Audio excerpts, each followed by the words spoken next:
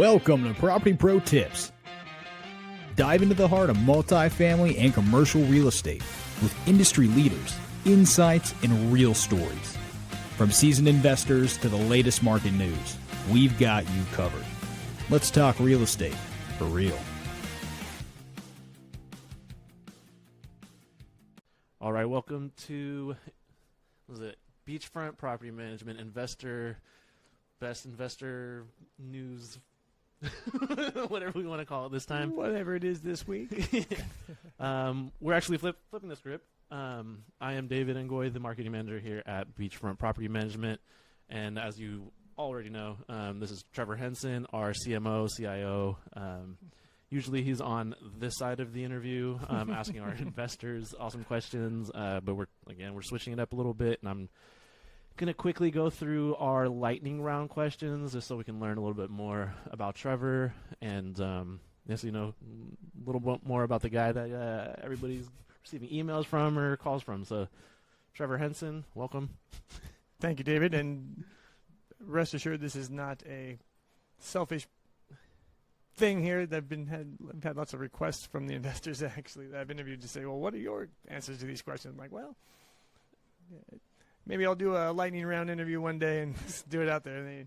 I've heard you should so many times, and it's easy content, you know what I mean? Yeah, absolutely. And as someone who's around you all the time, I feel like I know a few of these things. Like you said, it's good for the investors to know, and so they know who they're getting into business with. Kind of makes you more of a person. So, first question. What is your favorite book? My favorite book is by Napoleon Hill. However, it's not the usual answer. It was Napoleon Hill's last book that was hidden away for 70 years before they published it. It was published, I think, in 2008 or 9, after Napoleon's death, and then after the death of all his families as well, before his publisher allowed his trust to publish it. It's called Outwitting the Devil. I'll leave it there. Read it. It's one of those books that could potentially change your life. It changed the way I look at things. And it was just a book. Awesome. Question number 2. What is one thing that absolutely terrifies you? One thing that absolutely terrifies me is, it's an old saying. I'm not sure who quoted it. It wasn't me. But it says the version of hell on earth would be on your dying day, as you lay there on the hospital bed. The last person you see to walk in and say goodbye to you is the person you could have become if you had made the right choices in life. Like, your full potential walks in the room and says, this is who you could have been. That's what terrifies me. I want the person who walks in to be me, shake my hand and say, good work. Awesome. Question 3. So you get to have dinner with any fictional character ever. Who would you sit down with, and what question would you ask? If I was going to have dinner with anyone, fictional or not, I'd have to go fictional, because if we're going to go out of bounds, let's go way out there. Let's go with Elsa from Frozen. This one's on behalf of my daughters, and I would ask Elsa to tell me one thing that a 10-year-old and a 6-year-old would love to know that no one else knows about her. Even Disney. Disney doesn't even know, but she knows. What is that? So I can go back and tell them so that they could be cool with all their friends. Impress them. Exclusive Elsa info. Exclusive Elsa info, exactly. That's awesome. Question number 4. What is the best gift you've ever received? The best gift I ever received was on my 40th birthday from my wife.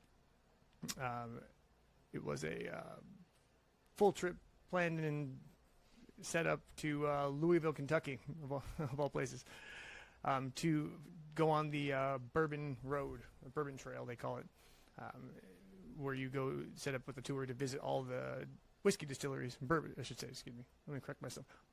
distilleries in Louisville. and see how the bourbon's made and how different types. It's more complex than wine tasting in a sense, and I didn't know it was one of the more interesting things I've done in this late in life, and it was definitely the best gift ever given to me. That's great. Question number 5, what is your favorite failure? There's so many. My favorite failure was going into a completely different market that I knew nothing about, which was the entertainment industry. And I started a photography and music video making production company with a friend of mine back when MTV used to still make music videos. And we ran it for exactly, I think, 9 months, and it was the best 9-month run that I made zero money on. We made several music videos and spent a lot of time, effort, and stress, and in the end of it all, nothing mattered. Everything changed and went away in like a day's time. Why was that my favorite failure? Because no one got hurt in the failure. I learned a lot of things, and there was no true consequence at the end of it to anyone involved, except I learned how to produce movie sets, do production, how to finance, create budgets for motion pictures, and the whole industry and how it works, and made a lot of connections I'm still with today. The company was a complete failure. I mean, it barely paid the rent I was paying at the time, and that's all I was doing was this startup. But it's favorite because it didn't scar as badly as all the other ones, and I learned more than the scars show. Does that make sense? Yeah, absolutely. Question number 6. What is one habit or stack of habits that you employ that sets you up for success? It'd be a habit stack that I employ every morning. It's my morning ritual that I started about 6 years ago, and it's hardwired now. I must do it. It's called the 20-20-20. It's 20 minutes of working out, 20 minutes of meditation and prayer, and 20 minutes of learning something new. And it could be any kind of workout. It doesn't matter what it was. It could be any kind of prayers or meditation, and it could be learning of anything that you want to learn. A lot of times I watch like HubSpot videos to learn different things on like different ways of marketing and such.